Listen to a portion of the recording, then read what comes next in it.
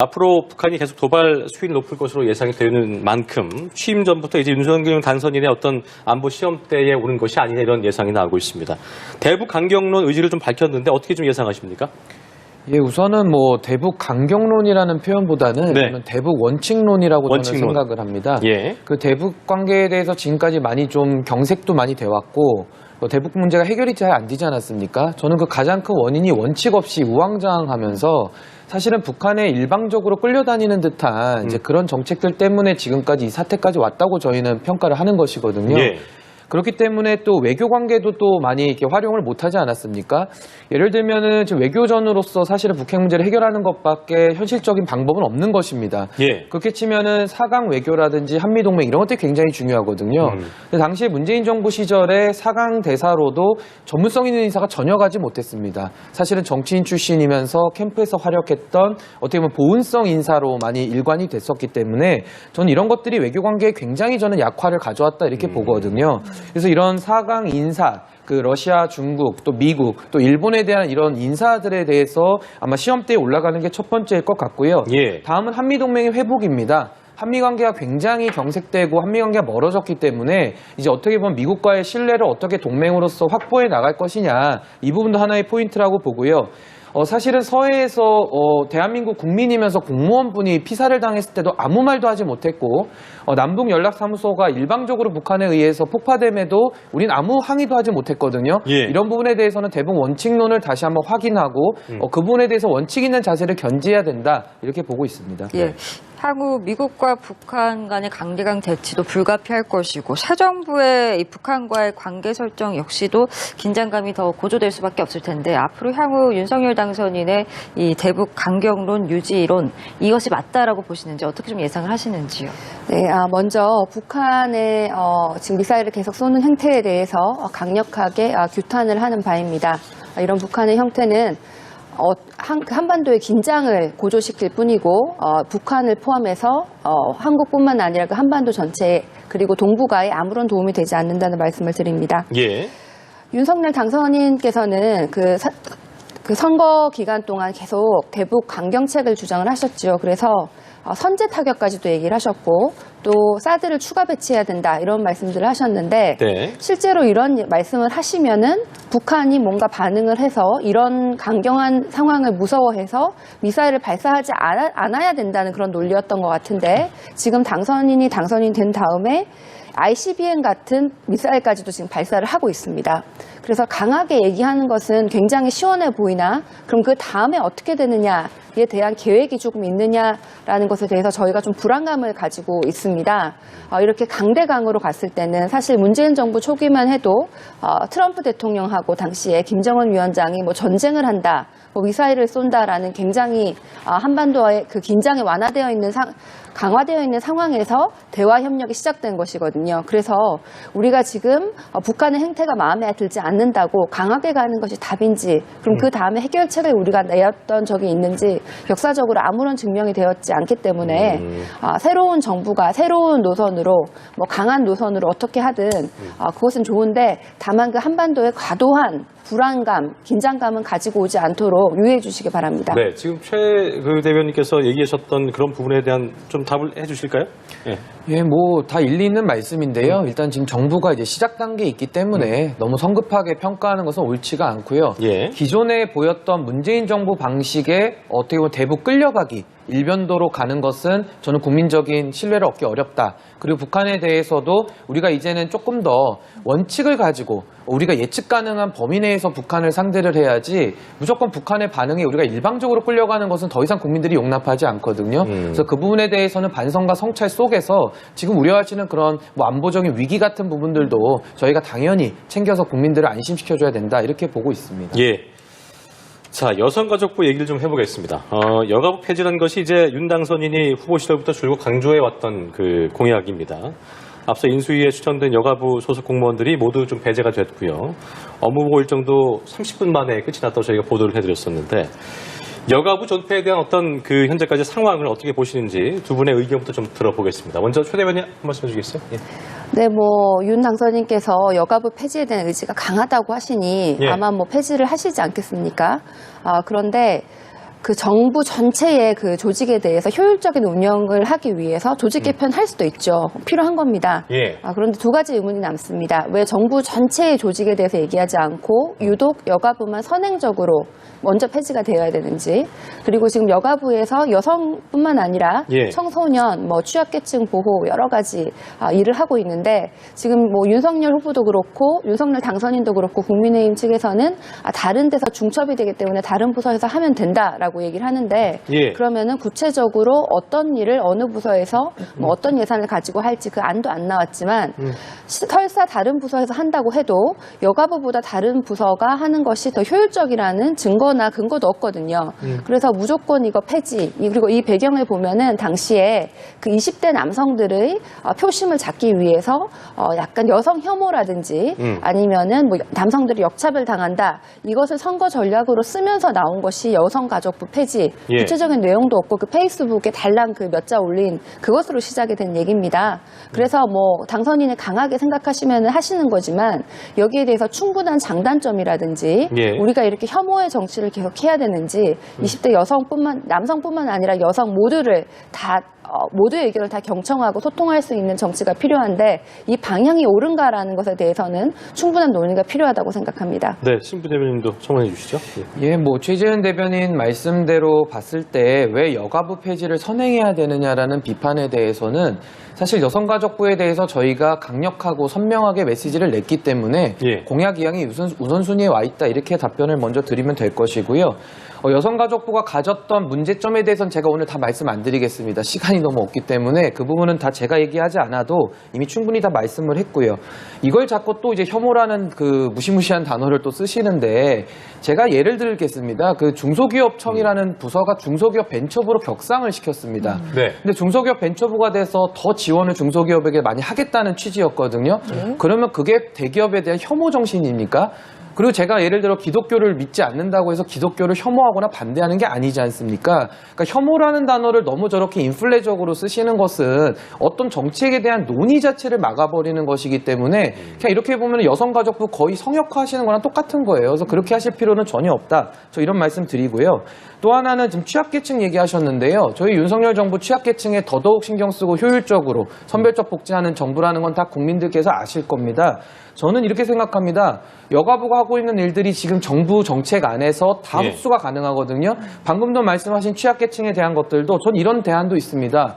보건복지부가 보건과 복지를 묶어놓다 보니까 항상 문제가 있거든요. 그럼 보건복지부를 차제에 나눠서 보건부와 또 복지부로 나눠서 복지부가 더 많은 복지의 역할을 해서 취약계층을 여가부에서 하고 있는 것보다 더 잘할 수 있거든요. 근데 이런 부분들에 대해서 전혀 고민하지 않고 마치 여성가족부를 없애면 여성에 대한 혐오다라고 매도를 하시니까, 이제 그렇게 되면은 어떤 발전적인 정부 정책에 대한 수정은 불가능한 것입니다. 그래서 저는 혐오라는 단어는 좀 안 써주셨으면 하는 부탁을 드리겠고요. 마지막으로 인구 문제를 전담하는 부처를 만들겠다고 했습니다. 예. 그래서 그런 부처는 저는 인구 문제가 심각하기 때문에 예. 위상을 부총리급으로 저는 격상을 해서라도 인구 문제를 해야 된다고 보고요. 마지막으로 이 여가부와 관련된 국민 갈등은 심각합니다. 이 정치권이 이거를 봉합하는 데에 저는 더 신경을 써야 된다고 생각합니다. 예. 인수위에서는 이제 여성계와 좀 많은 대화를 통해서 정리해 나가겠다라고 답했지만, 사실상 여가부가 폐지가 되려면 정부조직법 개정안이 통과가 돼야 하는데, 지금 그렇습니다. 현재 여당이 또 과반 이상 의석을 차지했기 때문에 사실상 쉽게 이뤄질 수 있을 것인가에 대한 의문도 있습니다. 어떻게 좀 예상을 하시는지. 전혀 쉽지가 않죠. 왜냐하면 법은 국회에서 통과를 돼야 되고, 민주당은 사실상 지금 행정 권력만 내려놨다 뿐이지 예. 국회에서는 172석이라는 거대 야당입니다. 예. 그래서 저는 민주당의 실체를 당연히 인정해야 된다고 보고요. 당연히 협치를 해야 됩니다. 그리고 정부조직법안을 저희는 통과시키기 위해서는요, 국민 여론에 기댈 수밖에 없습니다. 그렇기 때문에 가장 국가를 위한 대안을 저희는 먼저 만들어야 된다고 생각하고요. 두 번째는 그걸 가지고 국민들을 설득해야죠. 그래서 국민들이 이 안에 대해서 힘을 모아주신다면은 저는 민주당이 반대할 거라고 봅니다. 그러나 민주당의 반대를 저희는 뚫어내야 되는 정치력을 발휘해야 되는 것이거든요. 그래서 그 정치력을 발휘를 해서 만약에 민주당도 끝까지 어떤 대안을 내지 않고 고집을 부린다고 한다면은 국민들께서 저는 충분히 그 부분을 심판하실 거라고 봅니다. 그래서 저는 이 부분에 대해서도 여야가 너무 다툼 위주로, 기싸움 위주로 갈 것이 아니라 무엇이 정말 대한민국 2022년 오늘을 살아가고 또 미래를 살아가야 되는 미래 세대들을 위해서 이걸 어떻게 바꿔나갈 것이냐, 거기에 대한 좀 진지한 자세와 접근으로 저는 해야 된다, 이렇게 보고 있습니다. 자, 최 대변인께 좀 여쭤보겠습니다. 민주당 내에서도 여가부 존치 또 폐지에 대해서 좀 의견이 좀 갈리는 것으로 알고 있는데 당내 분위기 좀 어떻습니까?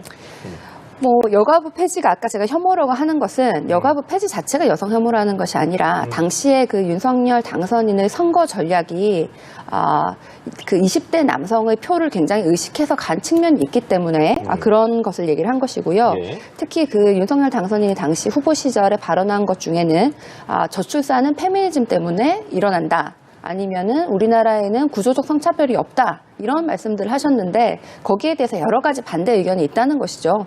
그래서 저도 그런 말들에 동의를 하지 않고 그래서 여당 입장에서는 지금 뭐 여가부 폐지 자체가 문제가 아니라 전체적으로 효율적인 정부 기능에 대해서 만약에 여가부를 폐지를 한다면은 그러면 다른 어떤 방법을 내어놓을 건지 그 구체안을 보고 판단을 할 겁니다. 그런데 아직까지는 그 구체안이 없는 것이 문제죠. 지금은 뭐 민주당이 뭐 대안을 내놔라고 할 것이 아니라 여당에서 그 안을 가지고 와야 되는 것이고 아직 그 작업이 안 되었기 때문에 그것을 봐야 되는 것이고요.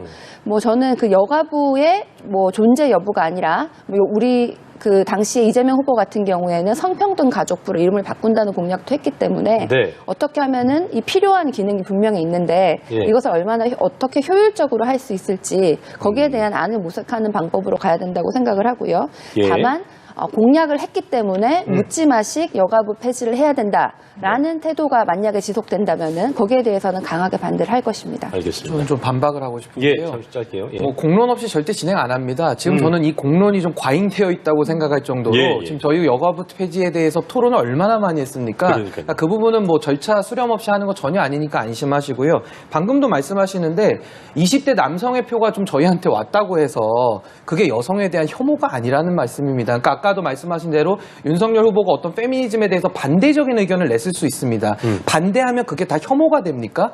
반대를 왜 혐오로 점프를 해서 논리적인 비약을 하느냐. 저는 그 논리 비약성에 대해서 지적을 하는 것이지 충분히 민주당도 저희에 대해서 반대하고 있는데 제가 그거에 대해서 민주당이 저희를 혐오합니다. 이렇게 얘기하지 않지 않습니까? 그러니까 어휘를 쓸 때 정확하게 써가지고 비판을 해야지 반대하는 거를 혐오한다. 이런 식으로 매도를 하면은 어떤 반대도 못하지 않겠습니까? 그러니까 그런 어휘에 대한 혐오 단어 인플레를 조금 주의해달라는 말씀을 드리겠습니다. 알겠습니다. 자, 국토교통부 업무보고도 진행이 됐는데요. 이 자리에 윤 당선인이 저희가 앞서 보도를 해드렸습니다만 깜짝 등장을 해서 부동산 규제 완화 방침을 시작 확인을 했습니다. 인수위 업무보고에 참석한 것이 이번이 처음이었기 때문에 그만큼 윤 당선인이 부동산 정책에 무게를 두고 있다. 이렇게 저희가 해석할 수 있겠습니까? 어떻게 봐야 될까요? 지금 부동산 정책은 사실 대한민국에 사활이 걸려 있다고 저는 보고요. 지금 부동산 문제를 해결하지 않으면 이게 부동산으로 끝나지 않습니다. 단지 돈의 문제가 아니라요. 정말 미혼인 사람들은 결혼을 하면은 집을 구해야 되는데 집을 구할 수 없기 때문에 결혼을 미루거든요. 그럼 또 출산이 늦어지면서 인구 구조가 또 이게 영향을 받습니다. 그래서 저는 이게 정말 부동산의 문제는 수도권 과밀의 문제와도 연관이 돼 있어서 지금 지방균형 TF도 만든 것이고요. 여러 가지 복합적인 문제의 근원인 것입니다. 근데 부동산 문제에 대해서 문재인 정부가 보였던 것들을 제가 조금 상기해 보면요. LH 투기 사태 다 기억하실 겁니다. 공공개발을 하면서 LH 직원들이 다 그거 땅을 갖다가 투기하는 데 갖다가 사용을 했거든요. 또 하나는 화천대유 사건. 아직도 이거 미제 상태에 가 있지만은 이 부분도 지금 해결이 안 돼서 부동산 문제가 있고요. 가장 국민들의 삶에 영향을 미쳤던 것은 임대차 3법일 겁니다. 민주당이 거대 여당이 된 다음에 제일 먼저 밀어붙인 게 갑자기 임대차 3법 밀어붙이면서 전세 시장을 완전히 무력화시켰거든요. 그러면서 이제 국민들께서 주거의 안정에 위협을 느끼면서 지금 정권이 옮겨지게 된, 정권을 내놓게 되는 상황까지 왔단 말입니다. 그러면서 부동산 정책을 한번 보면요. 어떤 정책이 한 정부에 28번을 바꿉니까? 그렇게 정책을 할 수가 없거든요. 이렇게 28번씩 바꾸게 되면요. 공무원, 그 담당 공무원도 그 정책 이해를 못합니다. 그렇게 되면은 결국은 투기 세력들이 그 제도의 빈틈을 활용해서 더 투기를 하는 것이거든요. 그러면서 결국은 문재인 정부가 시장과 싸우려고 했기 때문에 결국 부동산의 공급도 막았고요. 이렇기 때문에 부동산 정책이 완전히 실패를 했습니다. 그래서 저는 윤석열 당선인께서도 이 부동산 문제는 너무 헝클어져 있기 때문에 이거를 원상복구하는 것도 저는 굉장히 어렵다고 보거든요. 그래서 저는 욕심을 버리고 정말 국민들의 삶에 삶에 가장 밀접한 분야이기 때문에 이 부분을 최우선적으로 저는 당선인께서 챙기겠다라는 의지를 보였다. 저는 그렇게 하셔야 된다. 이렇게 평가하고 있습니다. 예. 자, 최 대변인은 어떻게 좀 보셨습니까? 윤석열 후보하고 그 인수위가 얼마나 준비가 안 되어 있는지를 좀 보여주는 자리인 것 같습니다. 부동산 정책에 대해서 문재인 정부에서 여러 가지 실책이 나왔고 저희 이제 민주당이 그것 때문에 이번에 심판을 받아서 대선에 진 것이라고 보는 분들도 많습니다. 예. 특히 서울 같은 경우에는 부동산 집값하고 그 투표가 굉장히 비례하는 그런 양상을 보였죠. 그런데 선거 와중에는 윤석열 후보가 그 부동산 정권이 얼마나 잘못했는지 문재인 정부가 얼마나 잘못했는지에 대해서 많은 얘기를 하셨는데 이제는 당선을 하셨으니까 지금도 20몇 번의 부동산 정책이 바뀌었다. 문재인 정부가 잘못했다. 이 얘기를 할 것이 아니라 이제는 본인이 어떻게 바꿀 건지를 얘기를 하셔야 되는데 거기에 대한 얘기가 없습니다.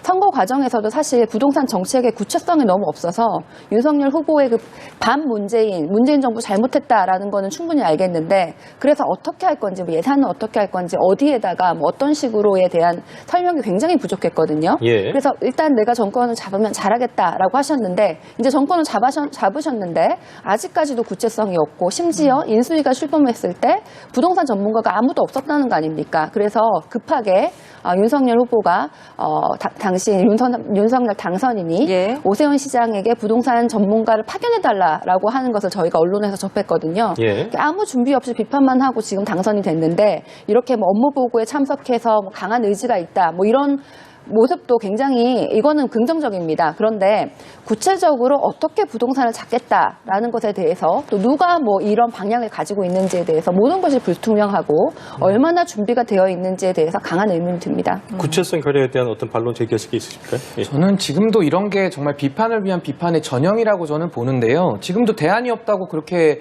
그냥 매도할 게 아니거든요. 왜 대안이 없습니까? 문재인 정부 시절에 공급이 충분하다고 문재인 대통령이 기자회견 나와서 국민들 상대로 부동산만큼은 자신 있다고 말씀하셨고 부동산 공급에 대해서도 필요 없다고 김현미 장관이 공급이 충분하다고 얘기하셨지 않습니까? 거기에 대해서 저희는 공급을 늘려야 된다고 꾸준히 대안을 제시했고 그거 하자고 계속 주구장창 얘기를 했는데 이제 와서 저희가 대안이 없다는 말씀은 너무 과도하신 것 같고요.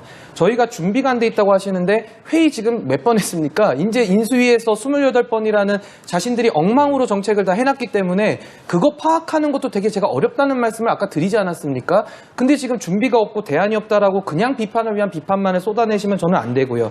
방금도 말씀드렸지만은 부동산에 대해서는 공급과 세제 부분이거든요. 보유하는 거에 대해서 세제의 부담을 줄여줘야 되는 것이고 거래를 활성화시켜야 되는 것이고 결국은 공급을 늘려야 되는 것이거든요. 이런 부분에 대해서 저희가 문재인 정부 반대로 하겠다는 게 저희의 대안인데 그거를 대안이 없다고 그냥 매도하시고 평가절하하시는 것은 저는 그건 민주당의 책임 있는 태도가 아니라고 봅니다. 예, 알겠습니다. 회동 얘기도 해보겠습니다. 문재인 네네. 대통령과 당선인 측의 회동이 지금 여전히 불투명한 상황인데 내일까지 만나지 않으면 역대 최장기간 회동 지연 기록이 깨지게 됩니다.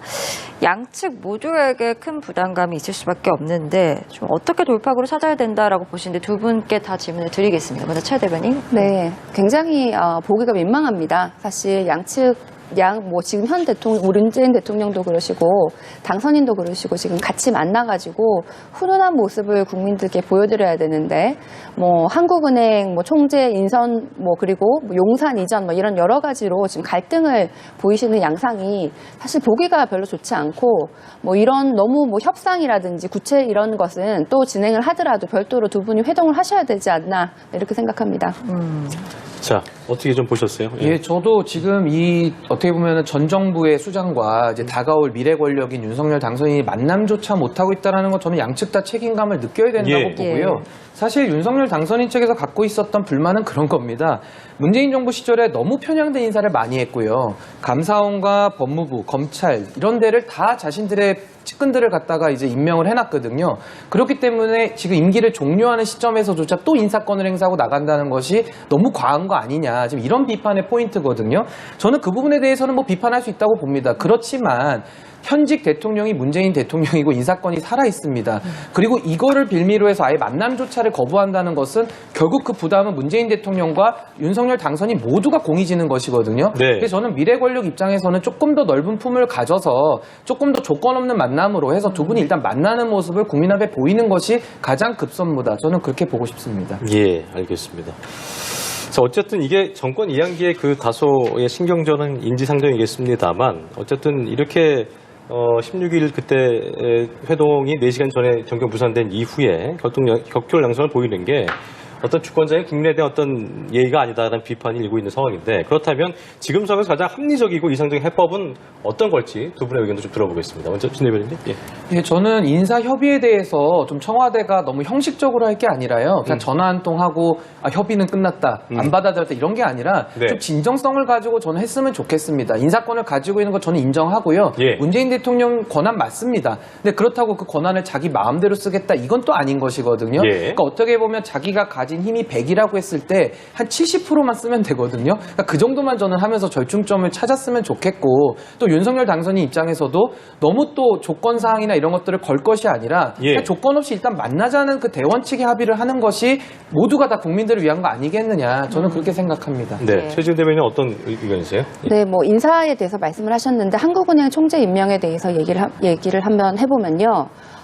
사실 그 한국은행 총재 이창용 그 IMF 국장에 대해서 그 이름이 제일 먼저 윤석열 당선인 측에서 나왔고 윤석열 당선인이 실제로 이창용 국장에게 통화를 해가지고 의정도 물어봤고 네. 그 이후에 지금 청와대가 발표하기 전에 정무수석이 장제원 비서실장에게 이분 어떠냐 그랬더니 좋은 사람인 것 같다라고 얘기도 했다는 거 아닙니까? 이 모든 게 팩트인데 왜 청와대가 독단적으로 결정을 하냐에 대해서 지금 문제를 삼고 있어요. 그런데 우리가 여기서 볼 것은 이 이창용 국장이 그 한국은행 총재로서의 자질이 있느냐 여기에 대해서 아무런 비판이 없습니다. 그리고 이분이 또 MB 정권에서 인수위에 가셨던 분이고 또 MB 정권에서 국제기구를 보내주셔가지고 아시아개발은행에서 치프 이코노미스트를 하시고 IMF에 가셨고 그래서 주류 그 성장 위주의 경제학자라고 이렇게 여겨지고 있는데 그러면 이분 성향도 국민의힘의 그 성향과 코드가 맞고 자질도 충분하고 자질에 대해서 아무도 비판을 하지 않고 이런 분을 모시고 왔는데 예. 그리고 그 청와대가 단독으로 한 것도 아니고 충분히 협의를 했고 협의를 지금 안 했다고 하는 것이 아니라 충분한 협의를 한 정황이 드러났는데 이런 인사에 대해서 문재인 대통령이 지금 본인의 권한이지만 또 의무거든요. 이런 지금 중요한 이 경제 상황에 한국은행 수장을 비워놓을 수 없고 임명을 해야 되는 것이 본인의 의무인데 여기에 대해서도 비판을 하면 도대체 그럼 앞으로 남은 시간 동안 문재인 대통령은 아무 일도 하지 말아야 된다는 것인지 거기에 대해서 의문이 들고요.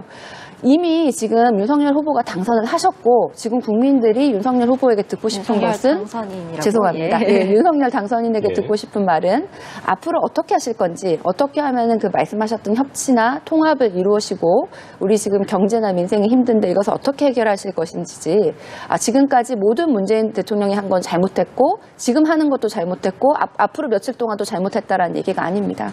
예.